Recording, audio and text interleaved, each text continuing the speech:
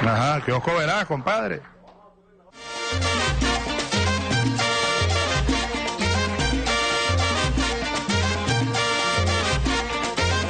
No me digan más. Este canto venía andando. Sí, soy de la ciudad. Este canto venía del campo, elegante.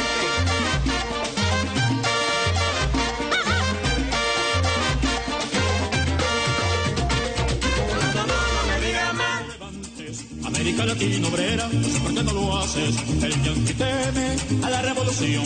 El yanqui teme grito, yanqui gojón, yanqui gojón. ¡Viva la primera! Muy buenos días, amigas y amigos. Bienvenidos al kiosco Verás, hoy domingo 13 de agosto del año 2017. Y un día como hoy, aquí tengo el correo del Orinoco. Un día como hoy nació, hace 91 años, el comandante Fidel Castro Ruz.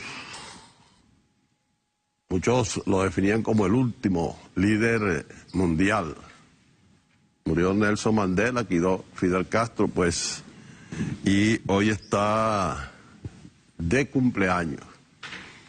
Este gigante de los pueblos del mundo, no solo de la heroica Cuba. Fidel Castro Ruz, gran amigo del comandante Hugo Rafael Chávez Frías. Es el correo del Orinoco y aquí tengo sus titulares. Gobierno y pueblo rechazan amenazas gringas contra Venezuela.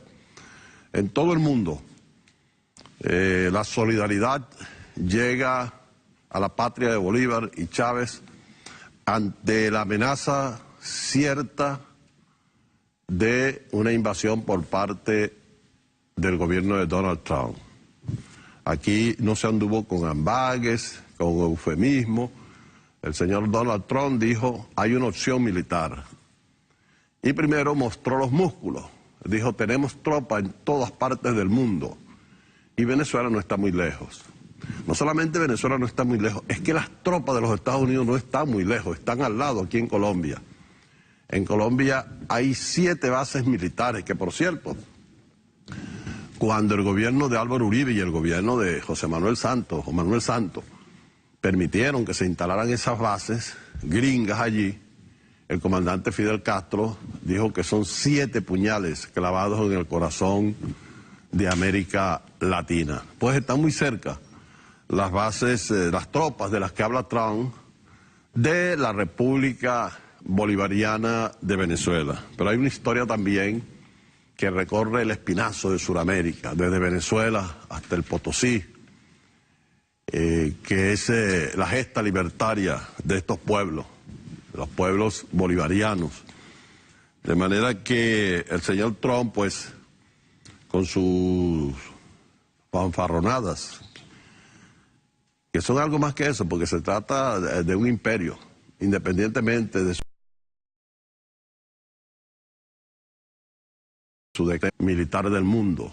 Y esa es una amenaza soberbia, arrogante, propia de los imperios y que ha tenido el rechazo. Aquí tiene, gobiernos y pueblos rechazan amenazas gringas contra Venezuela. Lo tienen aquí en el correo del Orinoco y es la noticia que tienen en casi todos los medios de comunicación.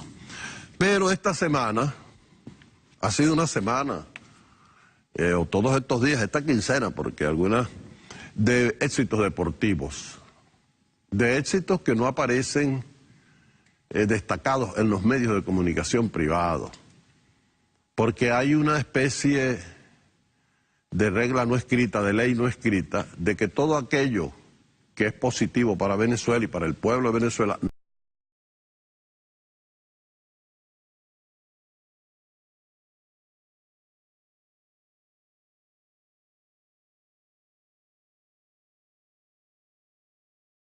no es de última plana, de primera plana. Todo lo malo es noticia de primera plana y lo bueno se omite, se oculta. Por eso esas victorias del atletismo y del deporte son omitidas. Nosotros vamos a rendirle un homenaje a estas 2 grandes atletas venezolanas que son Yolimar Rojas y Robeily peinado, una en salto largo, otra en salto de garrocha. Robeily fue la primera mujer que gana una medalla en un mundial de atletismo. Y luego, Yulimar, unos días después, gana la primera medalla de oro en un mundial de atletismo. Y la figuración realmente de estas dos muchachas es histórica. No debería ocultarse, no debería la mezquindad omitir estas victorias, estos triunfos, estas glorias. Que quieran o no, son las glorias de la generación de oro.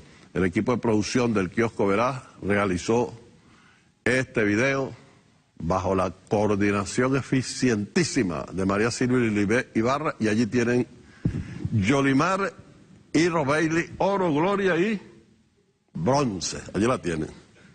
Producciones Deportivas Kiosco Veraz presenta Yulimar y Robeily, oro, bronce y gloria. Earle Herrera.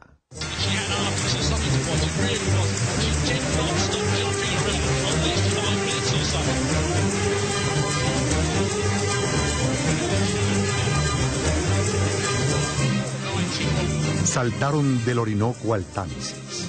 El Big Ben de Londres asombrado. Robeily desafiando nubes. Yulimar devorando horizontes. Jóvenes aladas. Aladas amazonas. Mujeres venezolanas. Llenas de gracia y lauros. De lauros y gracia llenas. Robeily pértiga de bronce y gloria. Yulimar piernas de gloria y oro. Yulimar y Robeily llenas son de gracia. Robeily espiga espigada hasta las nubes. Yulimar espiga espigando el horizonte. Yulimar diosa del Olimpo en triple salto. Robeily con el Olimpo ante su pértiga rendido. Yulimar salto de gacela en descampado. Robeily vuelo de gaviota a cielo abierto. Yulimar y Robeily llenas son de gracia. Yulimar y Robeily en tricolor envueltas, en fulgurante flama mirandina, amarillo, azul y rojo. Yulimar, la triple gracia del salto al horizonte. Robeily, la gracia y el encanto en las alturas. Yulimar y Robeily llenas son de gracia. Yulimar, triple vuelo en los campos de sueños. Robeily, sublime elevación en los campos soñados. Robeily, pista y campo de dorado bronce. Yulimar, campo y pista de bronceado oro. Robeily, las alturas. Yulimar, las lejuras. Generación de oro tributada de gloria. Londres hace la venia a su victoria. Y un país, Venezuela, y dos nombres, Yulimar y Robeily. Llenas son de gracia.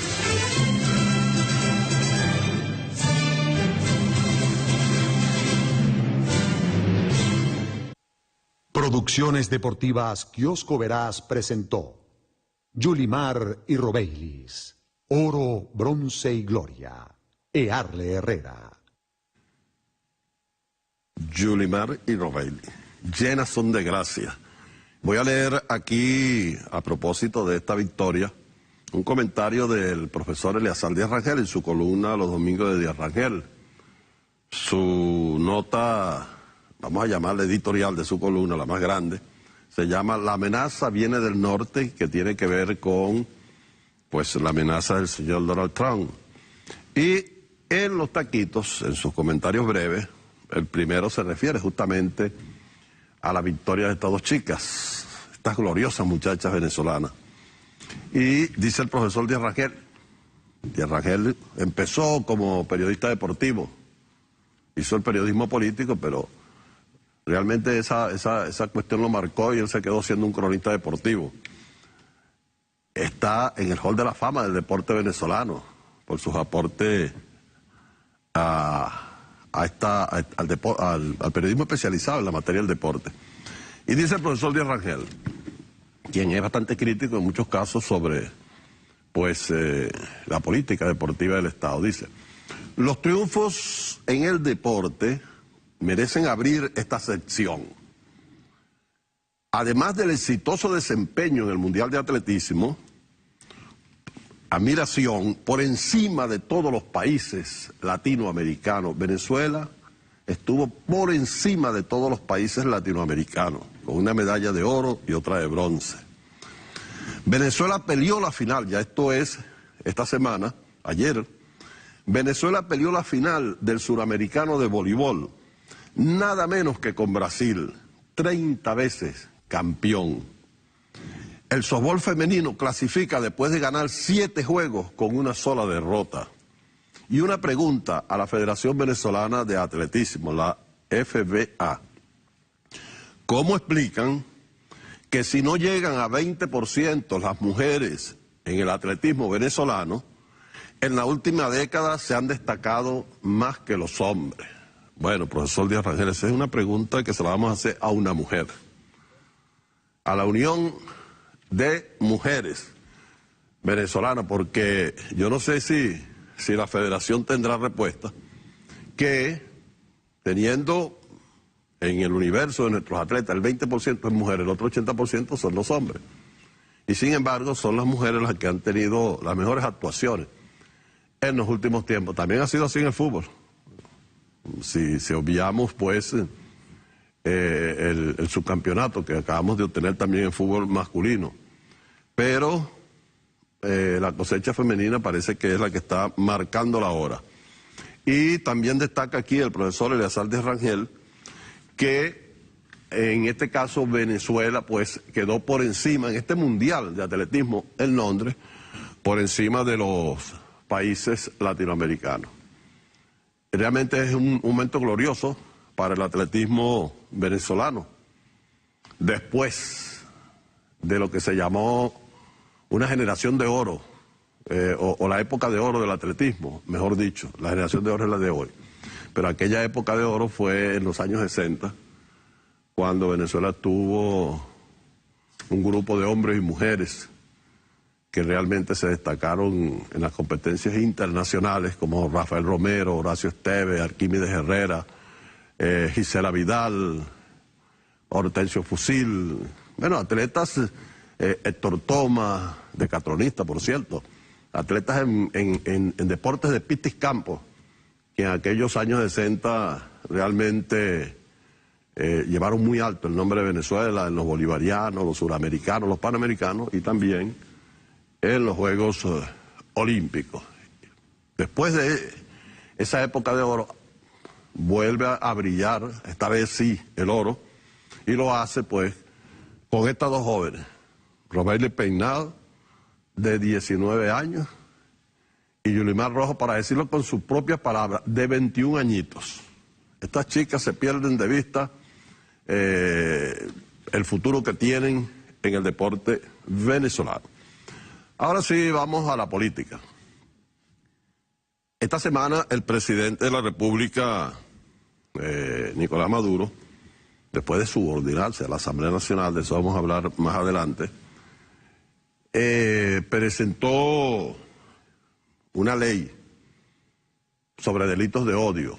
Y yo lo traigo a colación porque hoy en el Diario Nacional leí un artículo que me estremeció por el autor, que es del profesor Elías Pinos Iturrieta. Si lo hubiese escrito cualquier otro de los columnistas de este periódico, que está realmente lleno de enfermos y locos y fanáticos, pero se fanatizó Elías Pinos Iturrieta, doctor en Historia y es decano de la Facultad de Humanidades. Prácticamente justifica que a Socorro Hernández, la rectora, la hayan agredido. Pone unos ejemplos traídos por los pelos, una especie de sofisma chimbo del insulto como derecho de los débiles, de aquel columnista que insultó a Joaquín Crespo. Una cosa es que usted escriba un artículo, doctor Pino, insultando, y otra cosa es que en un mercado usted le pida a la gente hacer mercado, usted la agreda verbalmente, se oye cuando dicen vamos a asediarla,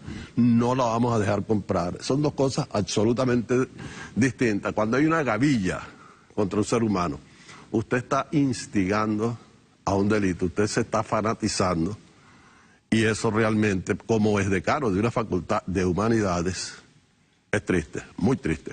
Hacemos una pausa y ya regresamos al Kiosco Veraz. ¡Viva la primera! La primera y su canto que fue siembra. El yanqui teme que tú te levantes, América Latina obrera, no sé por qué no lo haces. El yanqui teme a la revolución, el yanqui teme grito, yanqui gojón, yanqui gojón. ¡Viva la primera! La primera. Y viene remontando el Amazonas, el grito rebelde del Carioca, y viene a unirse el obrero venezolano. América Latina obrera, América Latina obrera, América Latina. La primera y su canto que fue siembra. El yanqui teme que tú te levantes, América Latina obrera, no sé por qué no lo hace. El yanqui teme a la revolución, el yanqui teme al grito, yanqui gojón, yanqui gojón. Gringo, gojón. Bueno, seguimos aquí en el Kiosco Veraz. Y nosotros vamos a iniciar este segmento con un video, con unas declaraciones del año 2002. Imagínense el salto que vamos a pegar para que ustedes conozcan pues al ciudadano de estas palabras. En el año 2002, cuando fue por breves horas derrocado el gobierno del comandante Hugo Rafael Chávez Frías, y quien entonces era el fiscal general de la República, convocó a los medios de comunicación social supuestamente para presentar su renuncia. Por eso ellos acudieron en masa y allá pues les dijo otra cosa. Vamos a ver el video donde aparece el fiscal de la dignidad, Isaías Rodríguez. Tenemos la información por parte de los fiscales militares que lo entrevistaron de que el presidente no ha renunciado. Si efectivamente el presidente no ha renunciado y no se nos ha mostrado en ningún momento al Ministerio Público la constancia escrita de esa renuncia, expresa de esa renuncia, el presidente Chávez sigue siendo el presidente de la República de Venezuela. Pero en el supuesto caso de que el presidente haya renunciado, la renuncia del presidente es ante la Asamblea Nacional. Y solamente cuando la Asamblea Nacional acepta esa renuncia es cuando se puede tener como válida la renuncia del presidente. Por lo tanto, aún en el supuesto caso de que el presidente haya renunciado,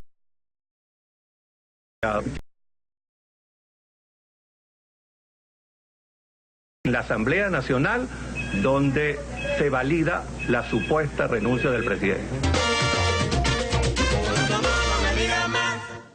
Bueno, aquí está con nosotros Isaías Rodríguez. Isaías, bienvenido al Kiosco Veraz. Gracias. Me sorprende la información. Primero me sorprende porque tengo el pelo negro, ¿no? Tienes el pelo negrito sí, ahí, vale. Sí. Y segundo porque no recordaba esa parte, que la dije con tanta prudencia, con tanta tranquilidad, con tanto dominio del problema en ese momento, que bueno, realmente estoy sorprendido de mí mismo.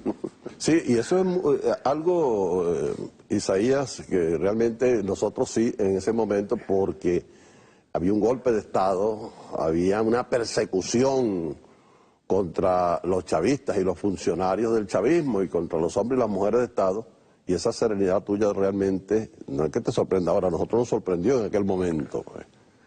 Sí, realmente pienso que ese fue un elemento importante para que me creyeran, ¿no?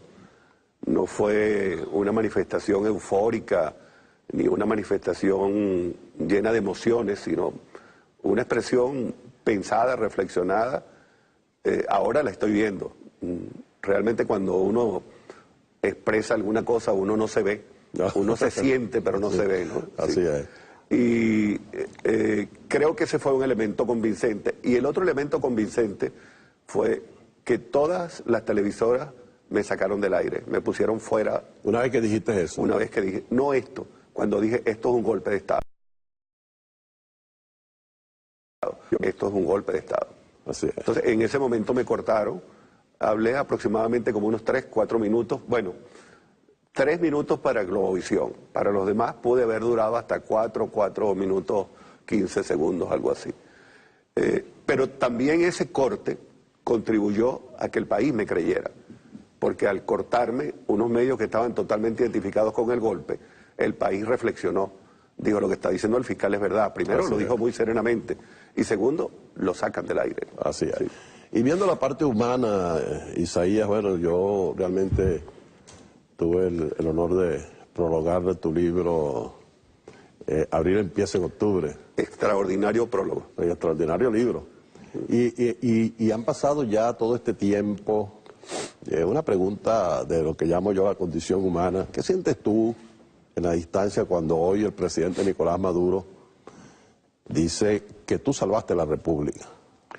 Bueno, en todo caso siento a veces que es una expresión de agradecimiento, ¿no? Creo que quien salvó la República fue el pueblo. O sea, en todo caso, yo lo que pude haber hecho fue alertar en una situación donde no había posibilidad de comunicarnos, en donde había un silencio comunicacional impuesto por los golpistas y por quienes auspiciaban el golpe. Cualquier manifestación que saliera al aire no controlada era una advertencia. Entonces siento que esa advertencia dio resultado. Yo recuerdo que Belisario Landis, que fue uno de los que estaba en el alto mando militar. Era el comandante de la Guardia Nacional. Sí, Belisario Landis. Mi paisano del Tigrito. Sí, un abrazo para Belisario, él está por allá y me encantaría reunirme con él. Pero Belisario Landis me dijo luego, al tiempo, tal vez un mes, 2 meses después, me dijo, yo quiero decirte algo que tú no sabes. Nosotros, los militares, no sabíamos qué estaba pasando. No sabíamos si había renuncia, si no había renuncia. Nos estábamos guiando un poco por lo que había señalado Lucas, que lo señaló porque el propio presidente le dio instrucciones de que manejara el tema de esa forma. Y entonces me dijo, inmediatamente se produjo una revolución de celulares. Nosotros nos comunicamos y entonces inmediatamente supimos quiénes estábamos de un lado y quiénes estaban del otro. Pero a partir de tu declaración. Sí, eso me llamó mucho la atención porque yo pensaba que por lo menos el estamento militar debía estar muy claro de esa situación.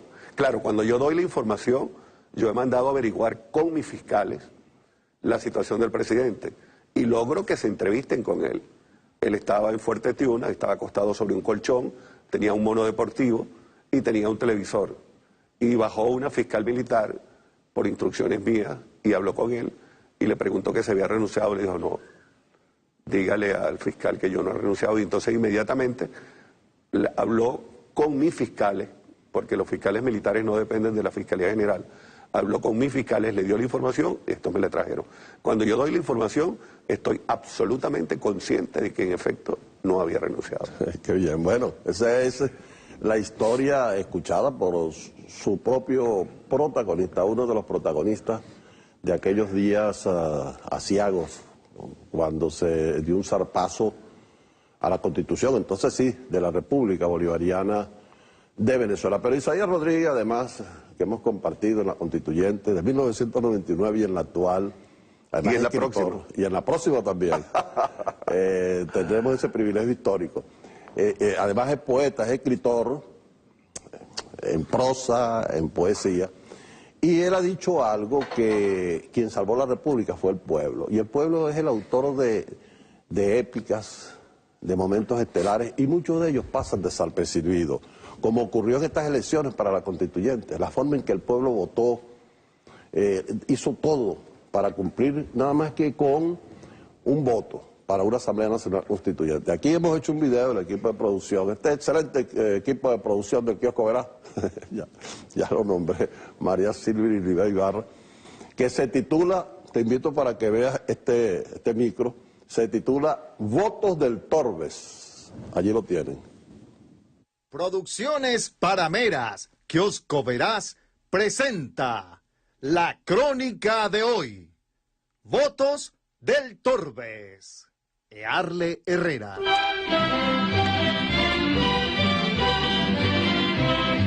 votos llegaron con el río, saltando meandros y rocas pulidas por el agua, custodiados por peces asombrados y curiosos. Llegaron del pueblo de Palo Gordo, desafiando palos de aguas y ríos crecidos. Vengan todos riendo sobre colinas verdes. Los votos desafiaban las aguas como la flor de azalea de los Panchos. Como espuma que inerte lleva el caudaloso río. Flor de azalea, la vida en su avalancha te arrastró. O la viajera del río de los guayaneses. Paseando una vez por el malecón, extasiado me quedé al ver una flor perfumando el río. Mujeres y hombres andinos bajaron de la montaña, retaron páramos, atravesaron trochas, buscaron caminos verdes. Burlaron trancazos y sembraron coraje y dignidad en la frontera que nos separa de tierra de Paracos, Santos y Uribes. Páramo arriba, pueblo abajo, el eco de la canción de don Luis Felipe, Ramón y Rivera. Yo no me voy de aquí, la montaña es mi flor, y flores como... Mujeres y hombres, niños y mayores andinos, que páramo arriba vieron pasar a Bolívar con su ejército de esqueletos heroicos.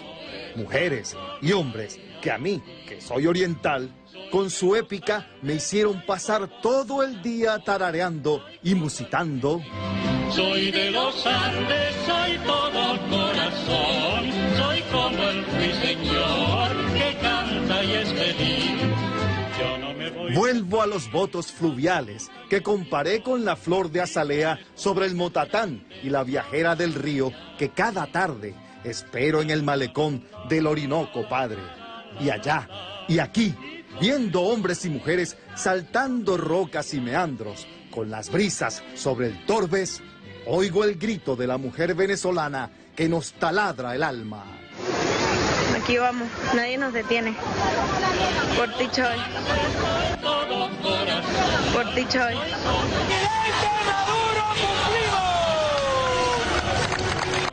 Producciones Parameras, Kiosco Verás, presentó la crónica de hoy.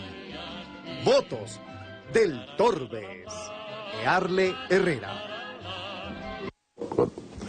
Bueno, allí tienen. Por ti, Chávez y Maduro cumplimos. Y aquí Isaías escribió un soneto que va a leer sobre Palo Gordo. Vamos a leer el poema de Isaías Rodríguez. Sí, se llama Palo Gordo. Para quienes no saben lo que es un soneto, son 2 cuartetos y 2 tercetos. El soneto es italiano, tiene origen italiano, en las canciones napolitanas. El pueblo es un poblado de frontera. A pie le caen los ríos de la montaña y con soplos de espuma entre las cañas aguarda la esperanza a su manera. Un día llegó el odio como fiera a evitar el sufragio con patrañas y tejiendo los brazos como arañas atravesaron el río con sus banderas. Palo Gordo es el nombre de esta aldea. Hoy es un pensamiento y una idea, la historia épica de todo un continente. Sus mujeres son Niebla y Frailejón, mixtura de misil y de canción con un puñal de luz entre los dientes. Así es. Bueno, con este soneto hacemos una pausa y ya regresamos al Kiosco Verás para seguir hablando con Isaías Rodríguez. Los que la llaman Valencia, la del socorro de naranja.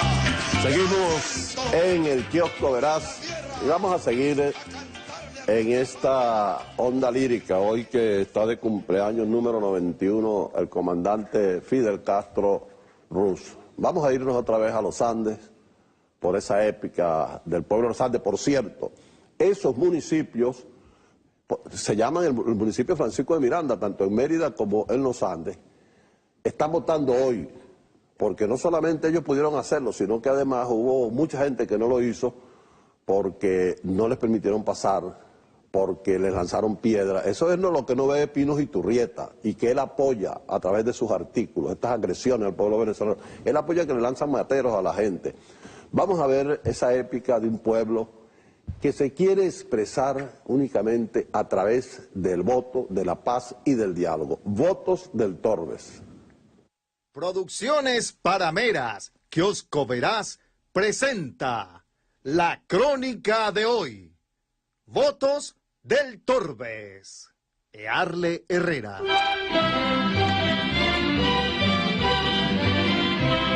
Los votos llegaron con el río, saltando meandros y rocas pulidas por el agua, custodiados por peces asombrados y curiosos.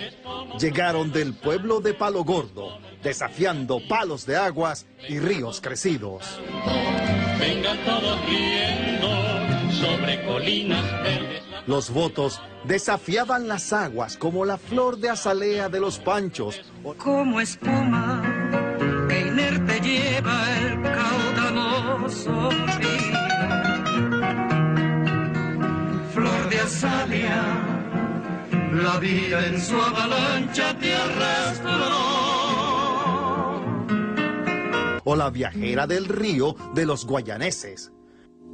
Paseando una vez por el malecón, extasiado me quedé al ver una flor perfumando el río. Mujeres y hombres andinos bajaron de la montaña, retaron páramos, atravesaron trochas, buscaron caminos verdes. Burlaron trancazos y sembraron coraje y dignidad en la frontera que nos separa de tierra de Paracos, Santos y Uribes. Páramo arriba, pueblo abajo, el eco de la canción de don Luis Felipe, Ramón y Rivera. Yo no me voy de aquí, la montaña es mi flor, y flores como... Mujeres y hombres, niños y mayores andinos, que páramo arriba vieron pasar a Bolívar con su ejército de esqueletos heroicos. Mujeres y hombres que a mí, que soy oriental, con su épica me hicieron pasar todo el día tarareando y musitando. Soy de los Andes, soy todo corazón, soy como el ruiseñor que canta y es feliz. Yo no me voy... Vuelvo a los votos fluviales que comparé con la flor de azalea sobre el Motatán y la viajera del río que cada tarde espero en el malecón del Orinoco, Padre. Y allá, y aquí, viendo hombres y mujeres saltando rocas y meandros con las brisas sobre el Torbes, oigo el grito de la mujer venezolana que nos taladra el alma. Aquí vamos, nadie nos detiene. Por ti, Choy. Por ti, Choy.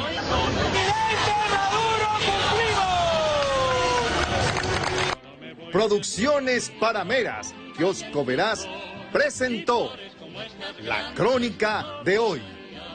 Votos del Torbes. Earle Herrera.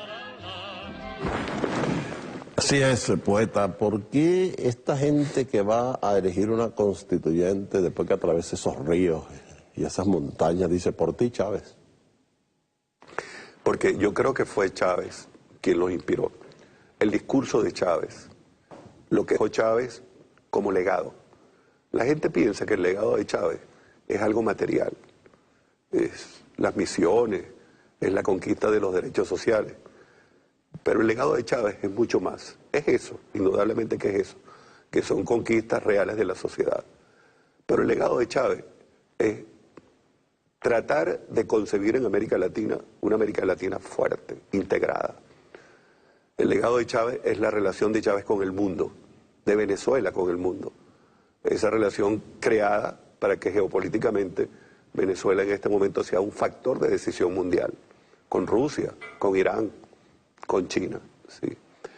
Y en tercer lugar, un legado espiritual, que es parte, que yo pienso que forma parte de esa épica, con la cual la gente se siente comprometida, mucho más allá de los otros legados que pueden ser tangibles. Este aparentemente es intangible, pero posiblemente entró más en el alma y en el corazón del pueblo.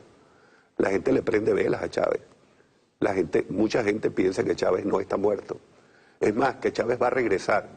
Chávez es una especie de sí campeador, ¿sí?, que ganaba batallas después de muerto. Claro. Estas batallas de hoy, sin lugar a dudas, yo pienso que Chávez jugó un papel determinante en esta batalla de la constituyente. Evidentemente, el presidente Maduro ha jugado un papel, los dirigentes políticos, todo el cuadro que se ha hecho para hacerle seguimiento al proceso electoral. Pero en el fondo de todo está una bandera alta que se mueve y oscila, que se llama Hugo Rafael Chávez, y que todo el mundo la ve con respeto porque tiene mucha dignidad. Y por eso ese pueblo sencillo dice, por ti, Chávez. Así es. Todo esa epopeya que hizo, toda esa hazaña, desafiando pues todo tipo, no solamente naturales, sino también de sicarios, de paramilitares. Sí. Es que realmente, mira, esto es una epopeya. Por eso me parece muy bien cuando han dicho Venezuela heroica. Gracias. Yo leí Venezuela heroica de Eduardo Blanco y evidentemente las batallas que están allí son extraordinarias y lo conmueven a uno, lo sacuden, ¿no? Pero esta es una nueva etapa de una Venezuela. Siento que mucho, ya que caíste en el terreno de la literatura, te voy a sustraer, te voy a salvar de la política.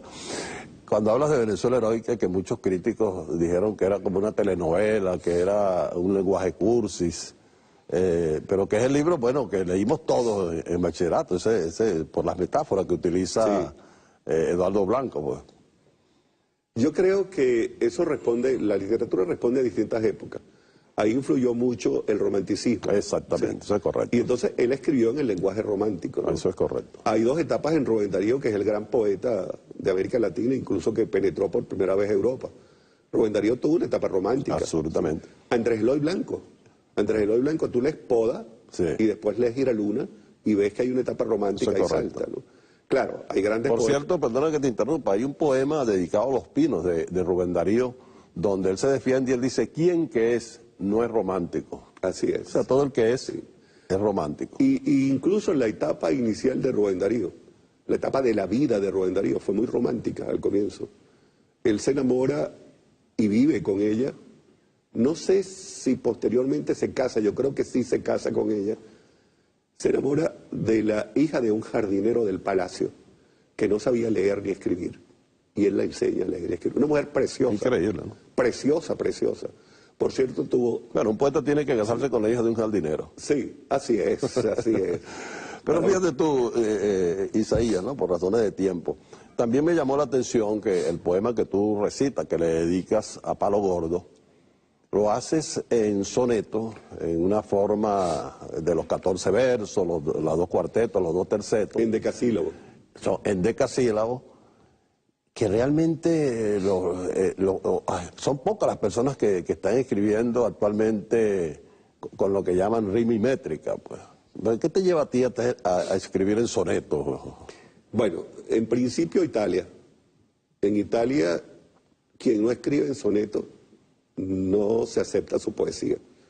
Es decir, tú puedes escribir, no quiere decir que no haya el poema libre, sí lo hay. Pero quien escribe un poema libre debe también escribir un soneto. Y la mayoría de los poetas italianos, no estoy hablando de los grandes poetas italianos, pero tuve la oportunidad de conocer muchos allá, la mayoría escriben en soneto. Y escriben en soneto incluso para hablar de la comida italiana, por ejemplo, un soneto a la comida italiana, un soneto al paisaje, ¿sí? Es decir, todo es en soneto. El soneto fue, además, el gran poema clásico de Italia. Petrarca, claro. Hay un autor italiano que no lo recuerdo, que fue el que realmente diversificó el soneto en Italia, D'Annunzio fue un gran poeta, el gran poeta del soneto, ¿no? Y venía del sur, ha producido realmente... Pero tú has escrito poema libre también. Mucho. Poemas libres. Hoy ya mi poesía no es métrica, ni es rima. Pero escribiste décima, ¿no? Escribí décima, sí. Es un poco difícil también. La décima es el arte menor, Sin embargo, Almachiti dice que es un arte menor mayor. Bueno, es un arte menor, pero los galeronistas orientales pues te cantan en décima. Sí. Tú eres llanero, tú eres del Guárico. Sí, soy de Valle de la Pascua. Ajá, y entonces allí ¿qué cultivas? La copla. La copla, el corrido, sí, y el romance, copla, corrido, romance, décima. Esa vena métrica, glosa. esa vena métrica, ¿de dónde te viene? ¿Del bachillerato? Esa vena métrica me viene, bueno, la cultura poética mía me viene de un tío que era profesor de literatura, Pedro Díaz Seija. Ah, cómo no. Que fue quien me tomó de la mano y me fue puliendo, ¿no? Un clásico de uno de los grandes profesores de la literatura, es obligatorio en bachillerato. Así es, exactamente. Historia de la literatura venezolana, sí. Todos estudiamos por allí. Pero en el llano se nace cantando, porque es que el trabajo se hace cantando. Así con es. Copla. Sí. Ordeñas cantando. Los sí. cantos de ordeño. Arreas el ganado cantando, ¿no? Sí. Sí. Cuando vas en la curiara, en la época de invierno, vas cantando, ¿no?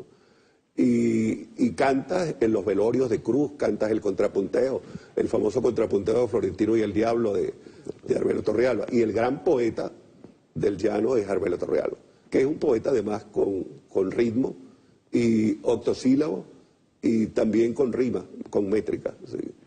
Pero es un poeta, no es el poeta, yo diría que espontáneo, porque en Arbelo Torrealba vamos a conseguir también el poema culto, claro, por su propia formación, pues. Claro, porque la calidad que Arbelo le incorpora a la poesía llanera o a la poesía venezolana del llano, es que él salta a Rosalinda. O sea, el gran poema del llano era Rosalinda. Con Ernesto Luis Rodríguez, el zaraceño del Guárico. Y luego viene Alberto Arbelo. Y Alberto Arbelo trae la poesía de Antonio Machado, trae la poesía culta de España. Y entonces incorpora metáforas extraordinarias. Extraordinarias, sí, así es. La luna de 4 días me hace sombra de 2 varas, por ejemplo. Sí. Entonces tienes un lenguaje llanero, pero con una altura en la expresión parecida a la poesía lorquiana en algunos casos, ¿no? Eso es. Sí. Ahora, y aquí volvemos a Chávez, porque quien populariza de Florentino y el Diablo, bueno, uno conocía una copla, otra más, pero quien realmente lo populariza es cuando Chávez empieza a cantarlo y a recitarlo. Sí, yo recuerdo en una oportunidad un programa de Lalo Presidente, cuando Lalo Presidente era por radio, yo era vicepresidente, y Chávez me invitó al programa para tocar unos temas que él consideraba importantes, ¿no? Pero cuando yo estoy llegando, él me saluda con el contrapunteo de Florentino del Diablo porque él se lo sabía de memoria. Increíble. Y yo también me lo sabía de memoria. Y entonces estuvimos contrapunteando como 5 o 6 minutos. Un poema largo además, ¿no? No, ese poema tiene 1314 versos. No, cualquier cosa. Sí. Por eso Jorge Olavarría dijo en una oportunidad, si en la oposición hubiese alguien que pudiera recitar de memoria en una emisora de radio, y el Diablo pudiera ser, pero como nadie es capaz de hacer eso, no puede ser. El único que lo hacía era el comandante Hugo Chávez Frías. Y vamos a aprovechar la oportunidad, Isaías, que hoy está cumpliendo años quien fuese un líder mundial, algunos dicen el último líder mundial, el comandante Fidel Castro. ¿Conociste personalmente a Fidel? Le tengo uno de los más grandes respetos que le tengo a un ser humano, en todo el sentido del ser humano, como líder, como dirigente, a su calidad humana, a su sentido histórico de buscar siempre con acierto el destino que él le quería encontrar a la causa popular y a las causas de la lucha revolucionaria. Sí, yo estuve en La Habana en una oportunidad, estuve dando una conferencia en la Universidad de La Habana o en el Parlamento, no recuerdo bien, sobre la mujer, la concepción de la mujer en el proceso revolucionario. Y cuando terminé la conferencia, eran aproximadamente como las 10:30 de la mañana, se me acercó un edecán de él y me dijo, Fidel quiere hablar con usted. Y bueno, yo me sorprendí, realmente yo no iba en ese plan, iba simplemente a dar la conferencia. Bueno, me sorprendí, me alegré, me asusté, me asombré, no sé qué cosa, ¿no? Y bueno, me fui hasta allá. y empecé a conversar con él. Por cierto, no sé si tenemos tiempo de decirte 3 cosas que me dijo que me asombraron. Claro. Nos quedan unos minuticos todavía. Sí. Me dijo 3 cosas que me asombraron. Sí, las voy a sintetizar. Una, me dijo, realmente me desarrolló como 1 hora el tema. Segundo, cuiden a Chávez. El día que Chávez le falte a ustedes, la situación va a ser grave. Y tercero, me dijo, tengan cuidado con que se pueda producir una tenaza entre Guyana y Colombia con respecto a ustedes. Las 3 se han dado, las 3 situaciones absolutamente están allí. Y estoy hablándote, esa reunión debió ser en el 2005. O sea, que tenía una visión absolutamente clara sobre Venezuela. Estuvimos hablando muchísimo, me invitó después que empezamos a conversar sobre los distintos temas de Latinoamérica, me explicó el proceso cubano después de la situación de la Unión Soviética, los errores que él había cometido Cuba, etcétera, una cantidad de cosas. Fue muy explícito. Y entonces había unos médicos que salían para Afganistán y la conversación fue tan grata que me dijo, acompáñame, yo quiero que les deje un discurso. Entonces, bueno, me fui para allá. Yo estaba, además de sorprendido, también estaba como ensimismado, yo no sabía qué hacer. Sin embargo, bueno, algunas cosas dije, ¿no? Le salieron las palabras. Sí, y después entonces que terminamos allí, terminamos como a las 12 de la noche. Y entonces me dijo, nos vamos para el Palacio de la Revolución porque tenemos que amanecer conversando. Y ahí estuvimos hasta las 5 de la mañana. Imagínate tú. Sí. Es realmente una experiencia extraordinaria. No, realmente fuera de serie. Ahora, nos queda allí 1 minuto en este tiempo tiránico de la televisión y yo quiero que tú le envíes un mensaje al pueblo venezolano con respecto a la amenaza cierta del señor Donald Trump de militar para ellos venir aquí a Venezuela a buscar la solución de ellos. ¿Cuál es tu mensaje sobre esa amenaza? Pienso que el mundo en este momento tiene una situación de peligro, no Venezuela, el mundo, tiene una situación de peligro inminente. Trump no solamente ha amenazado a Venezuela, amenazó a Irán, le puso sanciones, amenazó a Rusia, le puso sanciones, amenazó a China vendiéndole armas a Taiwán. E incluso ha dado algunos pasos que no son comunes en un estadista, como pelear con el FBI, ¿sí? Pelear con el alcalde de Londres, por ejemplo. Cuando digo pelear, no estoy hablando del pelear que uno utiliza aquí en Venezuela. No, es tener injerencia directa, en el caso de Londres, atribuyéndole al alcalde la responsabilidad de un atentado que no era su responsabilidad. Pero además ha creado un problema en este momento en el Medio Oriente con Qatar, ¿sí? Un problema grave. La amenaza a Venezuela es una amenaza que tiene que ver con la declinación del imperio.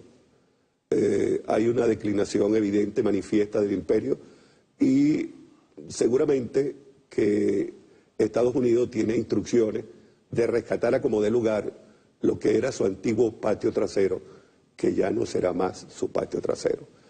Han hecho de todo. Han dado el golpe en Paraguay, el golpe en Brasil, ayudaron a Macri a que ganara las elecciones, trataron de sabotear el proceso en Ecuador, han dirigido el proceso colombiano muy mal, por cierto, y pudiera estar en peligro los acuerdos de paz de Colombia, ¿no? Y evidentemente están haciendo una acción directa contra Venezuela. Por cierto que a propósito de eso, esta declaración de Trump contra Venezuela es una confesión de que ellos dirigían toda la violencia. Y como la violencia no dio resultado, entonces apelan a la última carta: te voy a invadir. Hacerlo directamente ellos. Hacerlo directamente, sí. Además es una confesión de que la oposición fracasó. O sea, lo que yo encomendé a la oposición para que lo hiciera, no pudieron lo hacerlo. Financié, lo dirigí, lo coordiné, le hice un guión y no dio resultado. Bueno, ahora lo voy a hacer yo directamente. No creo porque Venezuela en este momento forma parte de un contexto geopolítico mundial y pudiera pensarse que aquella misma situación que se presentó con Cuba, entre Kennedy y Khrushchev, se pueda repetir hoy, con China y con Rusia, incluso con otros países, porque el problema es que quien se apodere de la energía del petróleo en este momento tendrá una gran ventaja para cualquier guerra. Y posiblemente no sea la lealtad con Venezuela, pudiera ser el petróleo el que esta vez nos salve. Bueno, Isaías, muchas gracias por haber venido aquí al Kiosco Verás y no se me pierda. Gracias a ustedes. Sí, gracias. El próximo domingo nos vemos aquí en el Kiosco Verás con política y con más poesía. Muy buenos días. Madre Santa, dice la gente, pero May Santa dice May Santa. Y las maneras de los hombres. Todo el equipo de producción y todos los trabajadores del canal.